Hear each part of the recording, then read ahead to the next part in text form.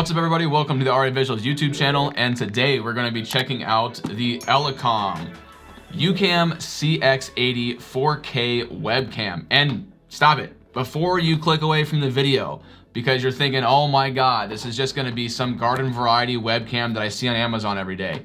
Stop it.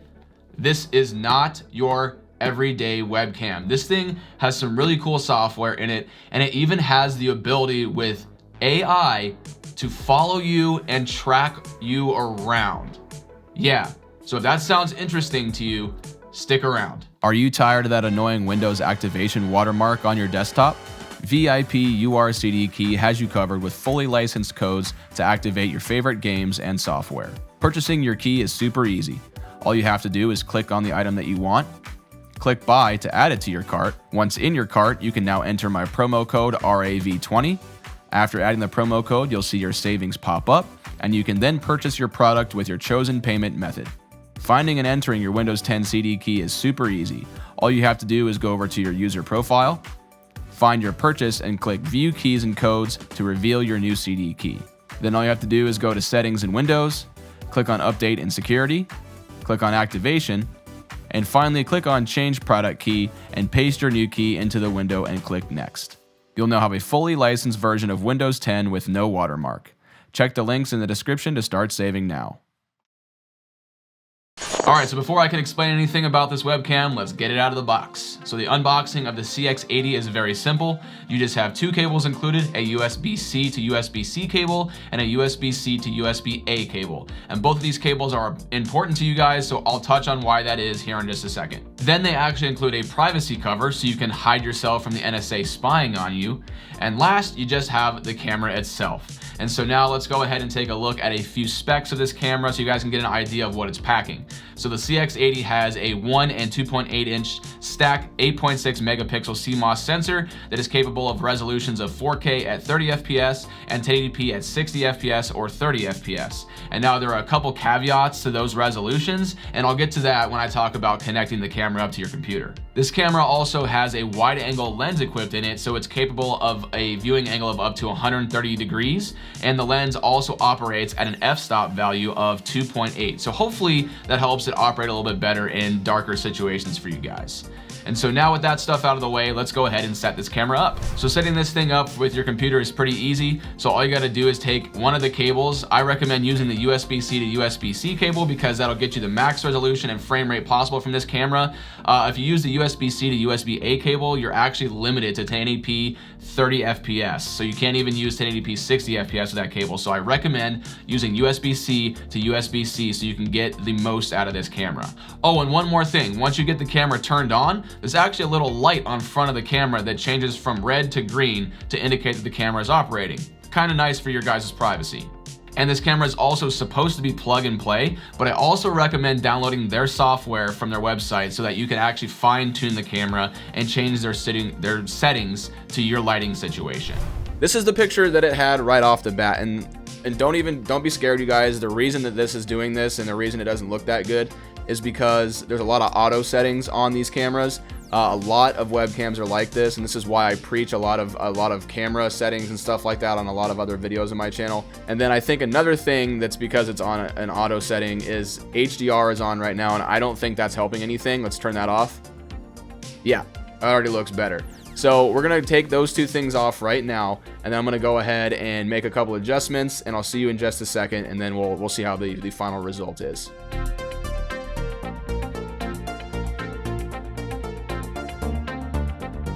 Alright, so this is what I was able to come up with right now. For what it is, this is actually doing a great job. And of course, right now we're shooting at 4K 30 FPS. So as you can see, I do have some motion blur right now. It's not super smooth like 60 FPS would be. And just so you guys know, in the software right here, you actually do not have an ability to change this from 4K to 1080p or anything like that. You got to do that in like your streaming software. So I'll show you that in OBS here in just a second. But so this is what I just came up with really quick. You guys may like this the way my image looks. You may not like it, but this is what I did really fast. You can of course change all this different stuff. I recommend taking off auto settings always and trying to adjust it yourself for your own lighting situation. That'll always help you out 100%. So take off auto exposure and auto white balance. It's never good. Let's go ahead and talk about some of this other stuff you can do. So this does have an HDR feature. I think this would be best used in a different lighting situation than mine. But now that I have everything adjusted, I actually think turning on HDR might not be so bad. So what it mainly does, it usually crushes the blacks. It kind of adds a lot more contrast. And then it, you know, it kind of gives, I don't know, it makes the colors pop. So yeah, let me turn it off one more time. You'll notice, like, look at the reds in the picture and stuff like that. It just makes colors pop, and it kind of darkens the image a little bit, to be honest. But it's a cool feature. I think in maybe a different lighting situation, it might look a little different. But for me, I don't know. I don't know if it really does much for me. Let me see. Yeah, it doesn't really do much in my situation. But maybe in a different angle or something like that, maybe it would. We also have distortion correction right here. So this is a, like I said, 130-degree angle lens. So all you got to do is, if you turn this off, you can see there's the fisheye look. That's what it would normally look like. And look, you can see my screen right there and everything like that. But this has distortion correction, so you do not have that weird, look at that line right there. You have the, that's what it would normally look like on a lot of other webcams that don't have this. So you just turn that on, and now you have a nice image. There's still a tad right there, you can see it, but it's a lot better and it looks a lot more, you know, normal. We have an anti-flicker option. So for whatever country you're in, certain like lights and stuff like that, they run at either 50 hertz or 60 hertz. So this is cool to see. I didn't even know they had this, but this enables you to go ahead and use either of those depending on what the bulb is. I think actually I don't know. I think actually in America we have 50 hertz bulbs too, but you guys will notice, and sometimes on video footage, it'll flicker. Like lights will flicker in the background, and that's because they run at a different what do you call it, rate than what the camera's sensor is. So obviously you can see my RGB light back there is nice and smooth. It's not flickering, neither is my light behind me back there. So I think we're good at that.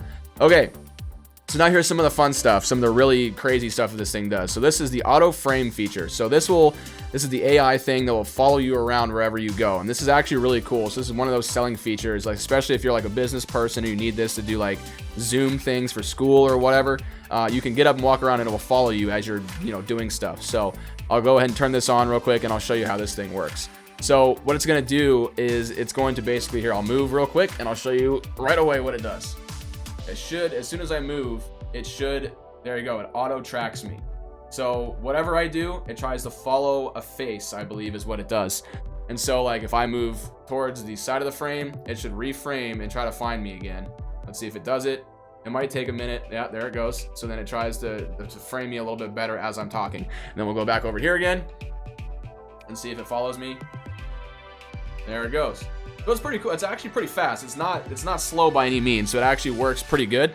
So let me go ahead and get right back to my normal spot right here. See if it auto frames it. So that's a good frame right there. Actually, like I might have done that just to be a little bit tighter on the frame. I might have done that myself. But then as I just sit here, it should go right back to like the wide. There, look at that. It almost did it with my hands. Hold on. Can I make it do that? No. Okay, I think it just did it by itself. But anyway, so that's a really cool feature of this camera. You can turn it on, you can turn it off if you like it, or you can go ahead and just, yeah, like I said, you can turn it off, and then you can go up here and use their digital zoom feature where you can actually just zoom in on the sensor and it'll just, you know, stay wherever you put it. So that's kind of cool too. So like if I wanted it just to be framed just like that, which looks really nice, I think I could just keep it like that if I wanted myself framed nice and tight. So another really cool feature right there. Turn it off right there, go back down. We can turn auto frame back on. And then there is different sensitivity levels. So if you wanted to really follow you around, let's just turn it all the way up. Let's see what happens. Let's see if I go over here. Look at that. Oh yeah, that was really following me. Let's go over here. Let's see if it can find me. I'm definitely within it. Yeah, so now that I turned the sensitivity up, it's really getting after it. Okay, cool. So let's go back over here. Yeah, look at that. Now it really follows you. If you turn the sensitivity up, it obviously follows you quicker. So that's kind of cool. Let me see. Look, I'm gonna get up and go. Let's go back over my keyboards right here. Yeah. Gonna follow me, maybe? No? Yep, yeah, there goes. So like if I'm like doing this and trying to show you guys something while I'm streaming, it'll follow me and it will change the camera direction. It's almost like I got a camera guy back there. That's really cool. I really like that a lot. Okay, and then finally in here we have these tracking active speakers. So let's go ahead and switch over to just the speakers in the Elecom right there. Let me go ahead and go to my OBS real fast and I will turn off my mic. Okay, and now we are talking through just the internal mic in the camera right there. No setting changes, no nothing. I didn't mess with it. So this is what it sounds like from, probably about like maybe a couple feet away from it. Camera's right there. And then if we turn this on, basically when multiple voices are talking, it'll actually put a little like icon and let you know who's talking. So that's really cool. Let's see what happens here. So so as I'm talking, you see that little where's it at? Right there. There's a little icon right there. So it'll actually show that I'm speaking. So if you have multiple speakers and you're doing some kind of like presentation or whatever, say I had somebody right here and we're doing like a podcast, it would show who's actually talking and who's not. It's a cool little feature. I don't know if you really need it, but it's kind of cool. And then also, as I'm saying, I'm talking through the speakers right here in the microphone still. So let me know what you guys think those sound like. All right, guys, and we're back. And it's been a little bit of time. I kind of left this video on the back burner for a little bit. And now I've picked it back up here a few weeks later. Actually, it might have been longer than that. Anyway, doesn't matter. But yeah, now we're in OBS. So you guys can see both views. I'm going to switch over to the OBS view of the camera right here, right about now.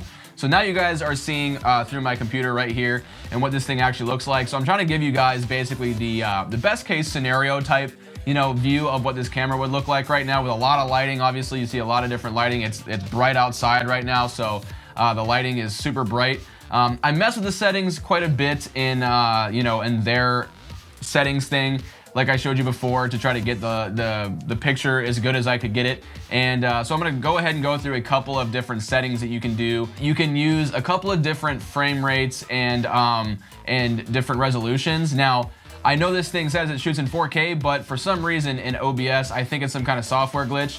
The 4K looks really weird. It looks like it's like really like sharpening too much or something like that, and the picture doesn't look clear. And then it also messes the frame rate up sometimes too. So I think it's something having to do with this camera and OBS communicating to each other. What you're seeing right now is 1440p, and it looks really good. You can also go ahead and choose, and this is at 30 FPS, 1440p at 30 FPS, but you can also choose what basically normally everybody does when you stream, and that's 1080p at 60 FPS. You can do that, and you can see the frame rate just changed, and it's a lot more smooth and everything. So, but I just wanted to show you guys what this looks like through OBS, because I know a lot of you guys, when you stream and stuff like that, you're gonna end up using that. So I wanted to let you guys know that it does work, and you can use this. And yes, the features of the camera, like the auto tracking and all that kind of stuff, it does work in OBS. I tried it, and I'm gonna show you that really quick before we get done here. Okay, so right now we're still recording at 1080p, 60 FPS, but you guys can see the active tracking speaker thing. It does work in OBS. It will track the speaker and whatnot if you guys use this and record through OBS. And then the actual active tracking thing, if I move, it should start following me. Yep, it does work. So this will record and work in OBS as well, and it will track you and do all the things I told you that it would do in the beginning of the video. So it all does work. It's pretty cool, you guys, and I think this is actually a pretty sweet camera. This thing, like I said, 160 bucks. This camera, without even a lens on it, this camera's old, okay? I got this a while ago. It's probably still $300, $400. And then with a dedicated lens like the Sigma that I use, that's another $300. So you're looking at like 500, 600 bucks for something like this. And then you also need to get a capture card, unless you use Sony software, of course, you can do that too. But like, this is 160 bucks out of the box, and you get a nice image quality. This thing, you're looking at 500, 600 bucks. So for somebody who's looking for a dedicated streaming camera for a nice budget price, I definitely think this is a good option. Anyway, if you liked the video and you found it helpful, drop me a like, and then consider getting subscribed to the channel for more videos coming to my channel in the future. Thanks for watching, everybody, and I hope you guys have an awesome day.